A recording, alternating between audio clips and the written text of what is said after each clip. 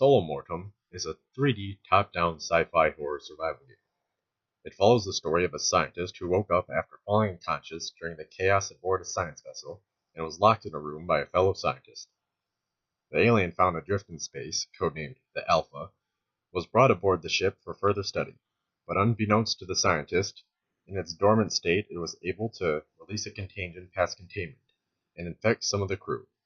Now the ship is overrun with the mutated, and help is still a long ways away. As a scientist, the character has little to no combat experience, so taking the mutated head-on can prove fatal. The player will be equipped with a pistol and baton, although the ammo for the pistol will be scarce, and inexperience with a firearm makes for a higher inaccuracy. This makes the baton the player's primary weapon, but comes at a cost of getting close. The player can find different materials around this section of the ship, which they can use to create traps. The player can do this by opening the crafting menu that lists the different traps and materials needed. They can also move the traps into their hotbar in the inventory for quick and easy deployment. This will be the main tactic for fighting against the mutated, although running and hiding is also an option and encouraged.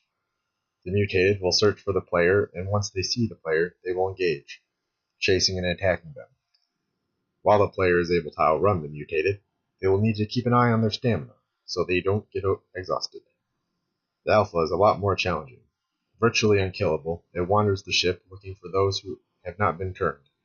Unlike the mutated, if the Alpha is near the player, it will sense them and actively search them out, either until the player is found or gets out of range. When the Alpha is damaged enough, it will retreat back to a safe area to regenerate its health, giving the player one less thing to worry about for a while.